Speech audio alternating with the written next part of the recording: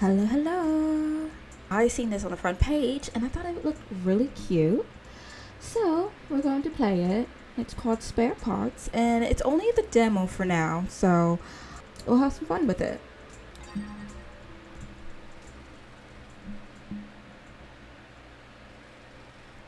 I've been binge playing a bunch of visual novels, so I've kind of gotten a bit addicted to it.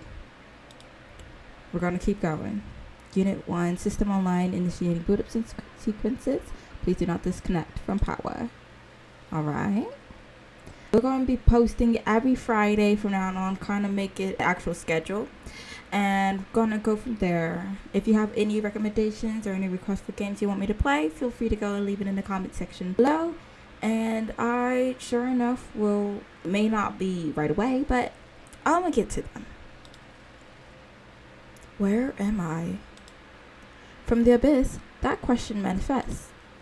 There are no sights, no sounds, no memories, no context, nothing to suggest she exists at all, let alone in somewhere, except that she asked in the first place. She considers that moment long enough to realize that nobody will answer her. Unless she can figure it out for herself, she will never receive an answer. What was she just doing? Before the precise moment that question appeared, what was she doing? What happened and why? There must have been something, right? She struggles in vain to find that something, that somewhere, sometime, somehow. But all around her is darkness. No walls to cling to, no ground to plant herself on, no lifting herself up, no falling down. Just emptiness. It sounds like we're in the void. Abyss. Okay, so I guess I'm close. Until something approaches. Cake? Wait. Okay, wake up. Earth. A sound. A voice. Something reaching out for her. Hear me. Can you hear me? It feels so close and so distant. Is this like is it luminous dreaming? Pretty much when you're like there, you can move, you can hear, but like you're still asleep. Is this that something she was searching for? Has it come to her on its own, or has she somehow found it herself? This soft voice whispering words she can barely understand again and again until they finally seem clear. Can you hear me? It's time to wake up. Are you awake? Wake up. Until it pauses just for a moment and is finally satisfied. That should be enough. I'm going to trust that you can hear me, alright? Anyway, you won't be able to move for a while longer, so don't bother trying just yet, okay? Did we have an accident? All you have to do is listen to my voice. Move? What is there to move?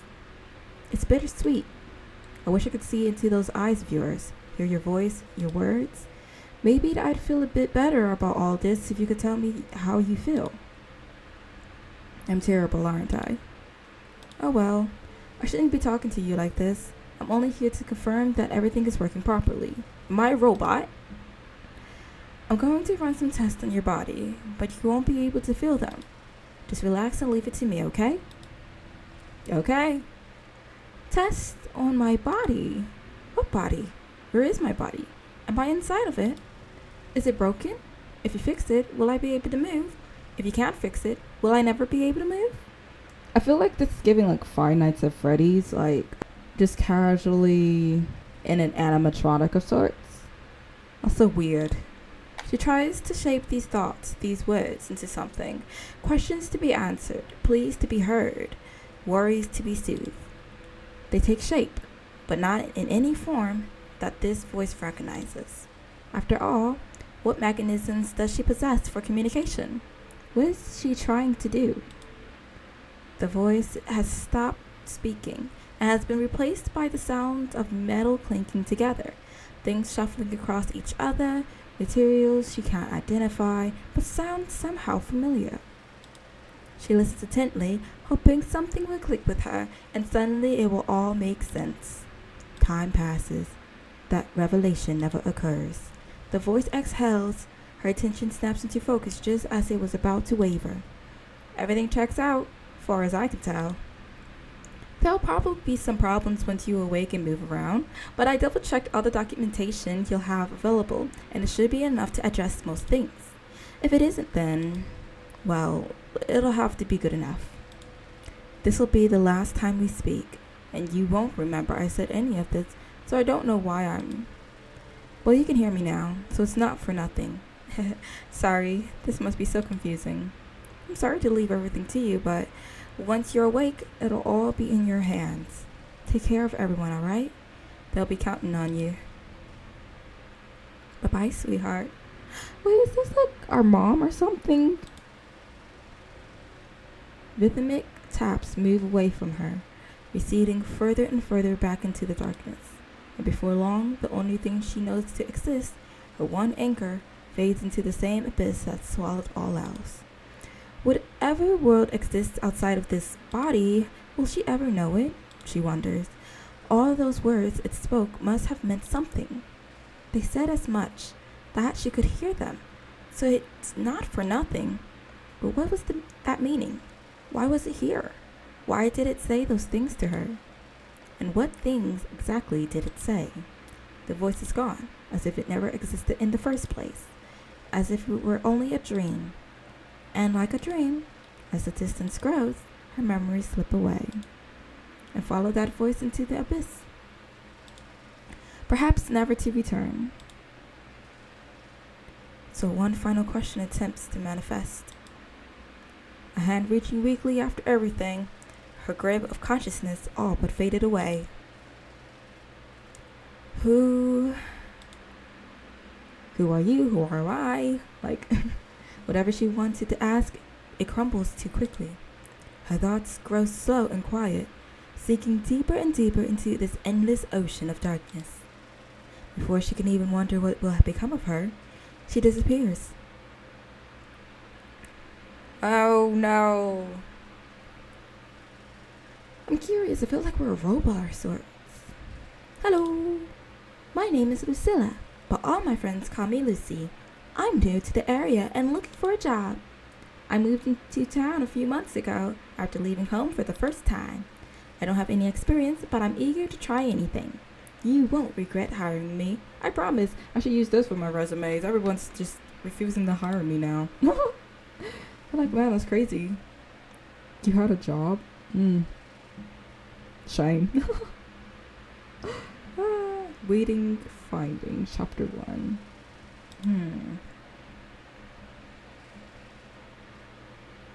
Sunday, September 22nd, 5:28. This is such crap. Stick to my skills. What am I good at? I'm good at puzzle games.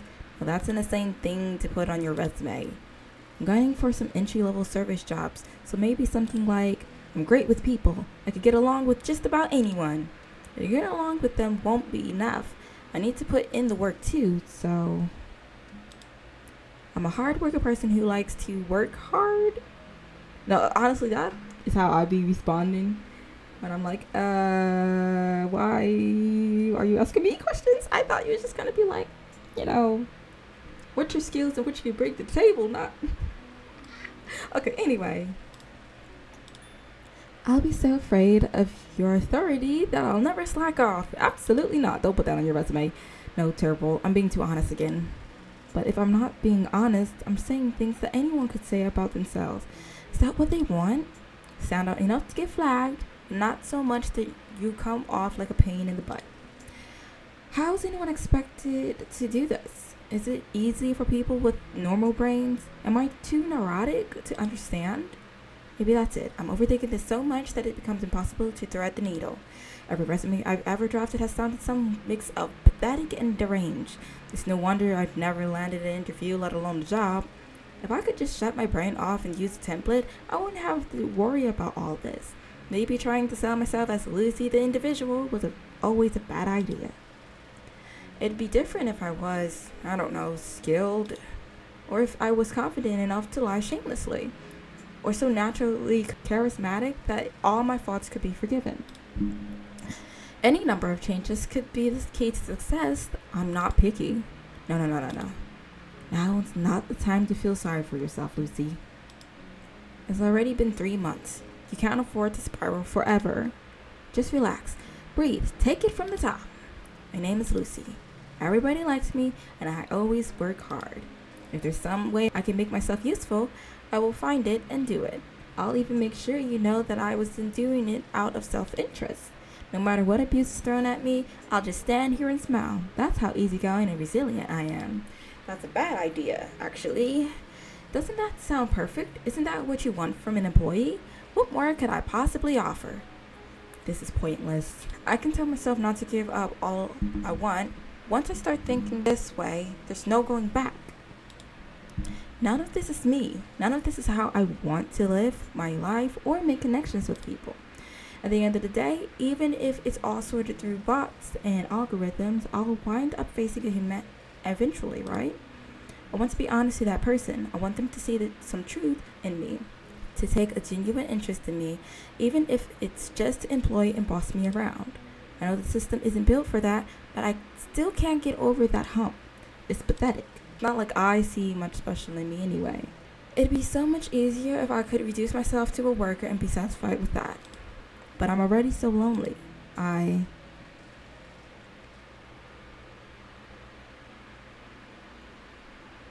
completely lost focus by now. No. Before I could do anything about it, I'm staring up through the trees at the sky above me, not even trying to write anymore. 3 months since moving here and I still don't have a job. That's just how it is, girly. My roommate Keely has been paying my portion of the rent while I try to find something. I've done what I can with my savings, but those are just about dried up. I've already used up my self-imposed grace period, so I can't afford to keep falling back into this state of mind. I can tell you're working hard. Don't worry about me, they say. I don't mind covering for you until you get your feet on the ground. Take care of yourself first. It's no big deal. It doesn't matter how often they deny it. Our relationship becomes transactional. I've incurred all this debt to them, and there's no coming back from that even after I've paid it back. I'm ruined. I need something to change. Moving out here clearly wasn't enough, but what more could I be missing? Is there any path forward for me? My eyes catch a leaf falling in front of me. A branch overhead twitches. I hear a squirrel or some other small animal scurry down the trunk. This is a nice park. I've been coming here a couple of times a week just to clear my head.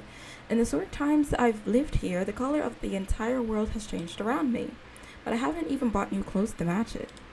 Soon all the leaves here will be trampled into the soil, if not blown away somewhere. These branches left naked and spindly, spreading out like cracking glass for the winter, until they start budding and flowers come into bloom. I could change in time for the autumn, but maybe I could at least greet the spring blossoms as a new person. Somehow, that thought has kept me going. In 6 months, I'll have changed. What kind of things will I be doing? Will I have made any new friends? Will I be any happier than I am now? Come spring, will I have new clothes to wear? Will they fit me better than... What have I been doing these past 3 months? I'm looking for something, aren't I? I would assume we would be looking for a job, from what you stated. Okay, no, I'm just waiting. Okay.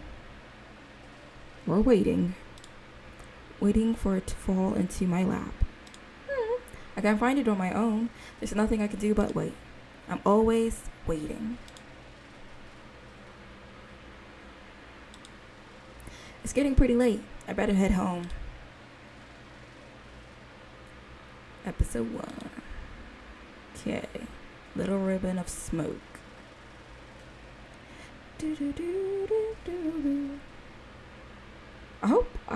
Okay.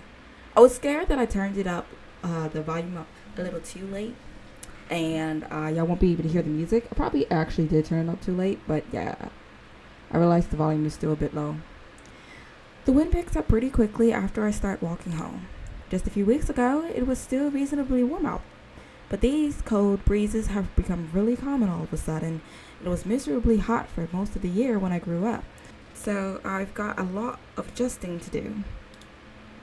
But the walk from the park to my apartment only takes about 20 minutes, so it shouldn't be too much of a problem, and it's a pleasant neighborhood to stroll through anyway. A lot of small family owned restaurants and businesses and old brick buildings. I still haven't been inside most of them though. Just another thing I need money for. A stiff gust knocks that thought out of me. Speaking of new clothes, I really need to get a better jacket. I wasn't prepared for this weather at all. I'm about halfway home. Just keep moving for now. I turtle my shoulders as best I can manage, trying to keep the chill from my neck. It blows my hair at awkward angles. I squint my eyes closed the moment to power through the sensation and, oof, ow. As soon as I stop looking ahead, my toe slams into something hard. I took a minute to tense in place, letting the pain vibrate through me until it faded. When my eyes open again, what is this thing? Right next to my foot is some kind of plastic tub sitting out here on the sidewalk. Inside, there's a collection of wires, pieces of metal, some wire-shaped plastic bits. Looking around, there are a couple other tubs with similar assortments of junk in them. Just from looking, I think I hit the heaviest one. Ow. I've walked down this block a number of times already, but I haven't noticed anything about this building before. I guess I assumed it was abandoned. Is it some kind of store? I would assume so. Let's see here. Okay, we'll look. Take a few steps back from the building to get a better look at it. There's a shoddy looking sign hanging from above the window. It says spare parts on it, written in large brush strokes. Is that the name of this place or just what they sell here? I would assume it's the name. Looking in the bins, it matches up. Not the sort of place I'd get anything out of hanging around, but okay, so I did that. I guess. God, it's cold. I knew I should have put on another layer, even if it was just a second t-shirt. I've been trying to get to know the neighborhood better, but it's only going to get colder as the weeks pass by. I'll need something heavier or I won't make it to spring. I've gotten pretty hungry too. I wonder if Keely's already made dinner. Why am I standing around here again? This building isn't that interesting, right? Alright, talk. I look around me to see if anyone's there to ask. There's nobody but a few cars driving by. Well, who am I kidding? Even if there was someone, I'm not about to call out to a stranger to say some idle curiosity. And if I were going to, it'd be someone who works here. But as far as I can tell, there's nobody like that either. I kneel down to the tub I slammed my foot into and tried to nudge it. Yeah, this thing is heavy. No wonder it did so much damage. Is anybody watching this junk, or is it so worthless that nobody bothered trying to take it in the first place? At any rate, I've gotten way too distracted. It's only getting colder, so I need to get home. I think that to myself, but I can't help feeling my curiosity hasn't been satisfied. And since nobody's around, I feel more emboldened to snoop a little more for the sake of it. So there's probably no harm in a quick peek through the window. Oh, I thought there was going to be like looking through the containers, because while it does look a little shady, no doubt about it that you're gonna end up on camera and they're gonna think you're trying to steal. Most likely, at least. Pressing my face up close to the window, using my hands to block out the dimming sunlight. It's so dark inside, I can't really make anything out. I can only kind of see some things closest to the window. Are the prices listed anywhere? Oh, and that box there. I think that's an HDMI cable. Kelly mentioned needing to replace one the other day. If I'm gonna find a cheap one anywhere, it'd probably be someplace like this. I know I just spent all day fretting over money, but not coming home empty-handed would do a little to ease my anxiety about it all. That alone is enough to convince me, so I rush in through the front door without any extra thought.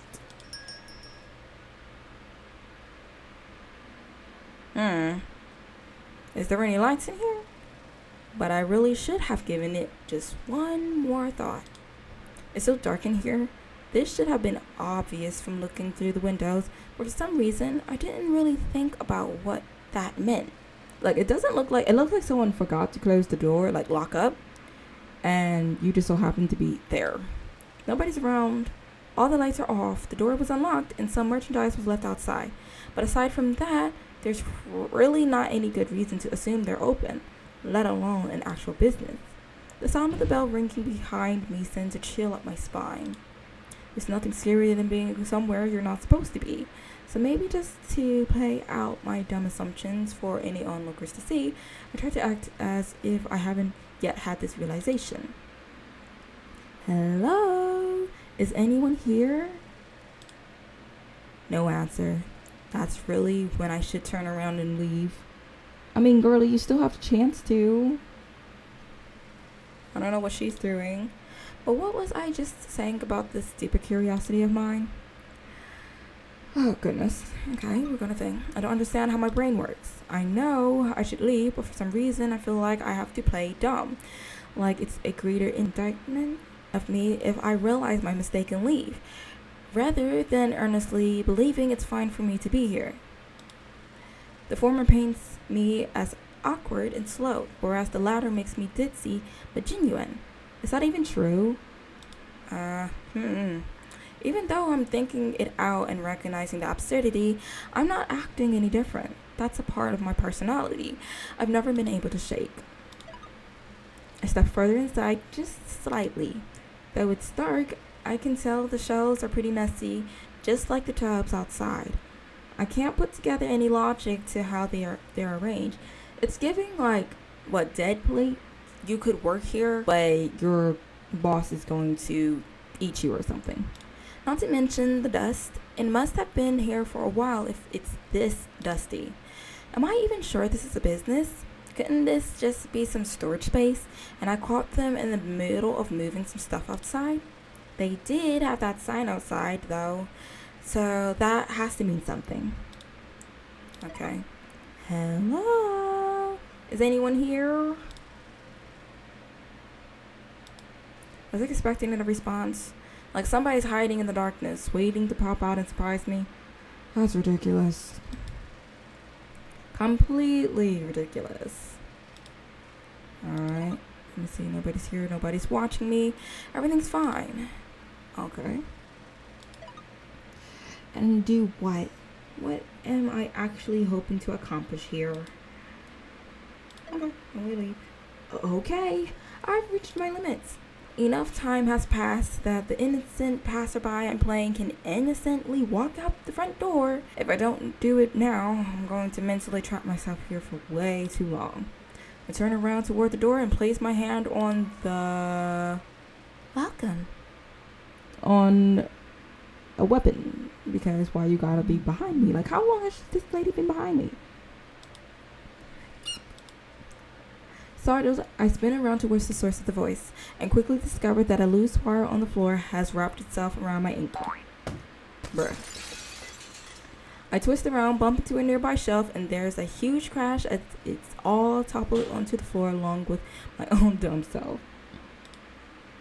It all happened so fast, I tried to immediately stand back up in a panic, but... ow. I went and reached for my tailbone. I think I bruised my butt or in something. Lucy, you awful klutz. What are you doing? This is a disaster. That voice, was that the owner? Where did they come from? Abandoning the idea of standing up, I look around and catch their eye. It's so dark I can't make out anything else about their expression, but that's enough to know.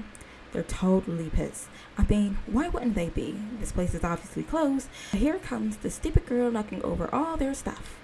What do I do? What do I say? I can't think straight. As I'm scrambling for some way to fix all of this, the lights suddenly turn on. Okay. Are you alright?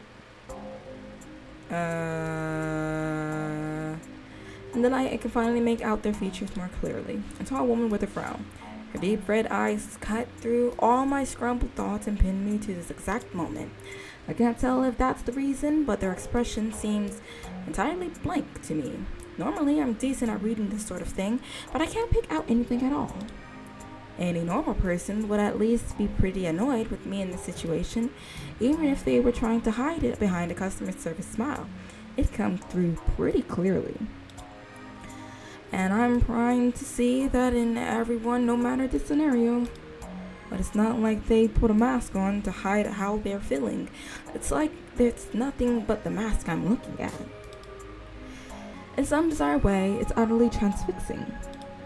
Transfixing. Okay. Excuse me. Can you hear me? Huh? Oh crap. How long have I been staring? All my panic thoughts catch up with me at once. Sorry, I'm so sorry. I didn't know you were closed, and well, I still don't, but I got startled by her, but it's not like you're scary, or I just didn't think anyone was here. But I came inside because I was just about to leave, so, what's with her? I'm stammering complete nonsense, and she just doesn't react at all. She ain't even listening.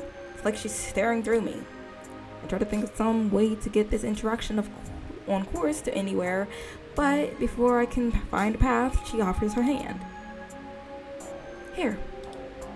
Thank you? The second word comes out so smoothly, her voice is low and just as inscrutable as her face. Oh, so her voice is supposed to be low. I'm giving her this high-pitched voice. Like perfectly soft, melted butter, lacking any particular texture, in a really dreamy kind of way. I take her hand, and without another word, she pulls me onto my feet. Rather abruptly, actually. I almost fall forward once I'm upright, but she has enough presence of mind to stabilize me before letting go. That extra moment of contact gives me enough time to notice how cold and firm her grip is. I get the feeling she could crush all my fingers if she wanted to. I watch her lift that shelf back upright. She does it so effortlessly, same as she did me. It feels like more unnatural watching it as a third party. While I'm thinking about that, she kneels down to start cleaning up everything that's been knocked to the floor. I snaps me back to reality for the second or third time. Sorry, you don't have to. I mean, I made this mess, so... She ignores me. I was hoping she'd at least tell me it's alright or something, but she seems to have no intentions of stopping. I don't know if this is the right thing to do, but I kneel down and start placing things back in the bin. I'm avoiding eye contact by this point, but I think I detect a brief pause in the movements of her arms. But once that has passed, the two of us quickly pick up the mess I made. The silence is comforting, in a way, as we both settle into a rhythm. And after some time has passed, there's nothing left to clean up. We both rise to our feet at the same time. Sorry about that. I really hope I didn't ruin anything. It's alright. Nothing was broken. That's good. Are you here to buy something? No, I just... Wait, no. Yes, What? Yes, there was something. Where did I see it? Here. This HDMI cable. I saw it from outside and my friend needs a new one, so I thought you might be selling it, and... I guess I still don't know if this is a store. I just assumed it was, with the sign outside and the boxes of stuff. But, well, he asked if I was buying anything, so I guess, So, just this, please? Alright, one moment. She steps around me, making for the register on the right side of the room. There aren't any price tags that I can see, so I imagine she has some kind of database or chart or something. I watch as she clicks a few keys, then she looks back at me. That'll be $200. $200? That is correct. I'm sorry, I can't really afford that. Really? In that case, what can you afford? I guess I was willing to pay as much as, 20? 20? How does 190 sound? I don't think HDMI cords are that expensive. That's still insane. I guess I just can't afford this. Sorry for wasting so much of your time. She looks, perplexed. It's the most of an emotion I've been able to gauge from her. But it's still barely anything. Even that's enough for me to know I've worn out my welcome, though. I turn back away from the counter to return it to its bin. I don't know if this is some kind of new crazy expensive HMI or if I'm just getting scammed. But either way, I can't do anything but shamefully accept my loss here. I'll just put it back, leave, and pretend that I never wandered in here to begin with. Wait. I look back at her, and her expression has changed from confusion to a sort of concern, maybe. Will you not make another offer? Another? I'm sorry. I really can't afford any more than 20. I misjudged how expensive it'd be, that's all. I'll be honest, I feel like no HDMI cord should be that expensive. But I mean, maybe she's just trying to practice her bargaining skills. Alright, in that case, you've won. Won? $20 will be acceptable. Please bring it to the counter. Her change of mind catches me so off guard. I think it must be a trick first. But after a moment of consideration, I can't imagine how to be anything like that.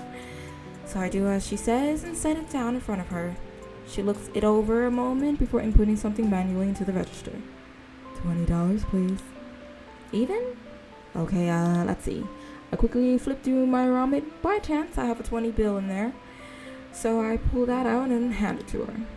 She looks at it closely before deciding it's acceptable. She slides the cable over to me. There you are. Thank you for your custom. Oh, sure, thank you. Really, I hope I'm not putting you out too much. No, you simply bartered better than me. I cannot complain. Is that what we were doing? Well, I appreciate it anyway. That's all I needed, so I guess I'll be on my way. Wait, ask her if they're hiring. Look, there's cobwebs and everything.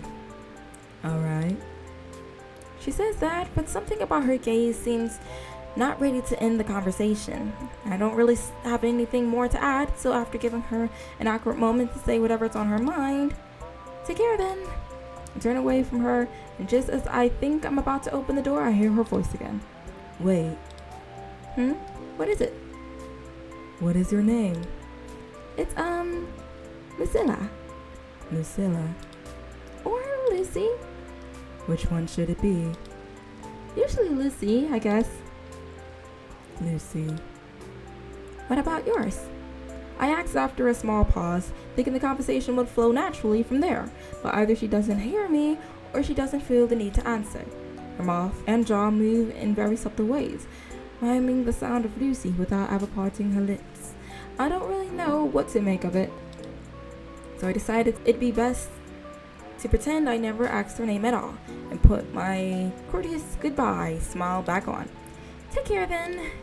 Again, I turned around to leave, and again. Wait. They don't love you like I said, wait. Okay. Yes? Is there nothing else? Nothing else? The question is so confusing, it makes me question whether I ever understood what our conversation was about in the first place. But the furrow of her brow looks so sincere. I double back and try to find an answer that would satisfy her. Ask her about a job. Is there something else? Something I need? Oh, well, I guess I might as well ask. Are you hiring at all, or know somewhere that is? I've been looking for a job, so... You're here for a job? Not specifically, but if you're asking, then it is something I'm looking for. That's the first time my words seem to register with her. She shifts her eyes to the ceiling like something's falling into place in her mind, and then she nods. Very well. Please return here tomorrow morning at 10 a.m. Really? You mean you're... If you're looking for work, then perhaps another set of hands would be useful, yes? Okay, 10 a.m. tomorrow. I fumble around my pocket to make a note of that. On my phone, she watches me very stiffly. Again, something about this feels like a trick, but I'm not in any position to turn down an opportunity like this when it presents itself. There, okay, then yeah, I'll be here. Alright. Finally, the tone in her voice suggests an end to the conversation. She follows after me as I begin to walk out the door. I sort of don't know what to make of all this. I stumbled in here on a lark, but it's so quickly transformed into a real chance at a job. My heart's quaking. But it's almost over. I've got an interview scheduled for tomorrow, so all I have to do is get through these parting words without causing any more huge disasters. Well, thank you. I'll be here tomorrow. So, it was nice to meet you. Likewise. Right, I didn't catch it before. What's your... Okay. Awesome. Alright. Bye, I guess. Name. Alright. I'm gonna just assume she doesn't have one. If my suspicions is correct that it was a robot before, then that makes sense. Well, Lucy, you got your chance. Let's not mess it up. Wayne. Tips have been updated. New data shards have been reassembled. End of chapter 1. Oh. Well, that was Spare Parts episode 1. And honestly speaking, despite it not being as long, this was actually quite interesting. I'm trying to figure out what is exactly happening or what was going on. To a certain extent, that is very relatable. Her looking for a job and everything, that is very relatable. You just be wandering around. It's just kind of like, that's crazy. That's crazy. Man, that's crazy. To be honest, I like it. I'm curious to see what episode 2 is. When episode 2 does drop, I will definitely be playing it. I hope that the volume is okay, acceptable, fairly good. I know it probably sounds very quiet at the start, but hopefully it's not overbearing at the end. I wish for all to play. I got this on itch.io. It might be on Steam, I don't know. But until next time, I'm Sly. Stay fly. Until next time, bye bye.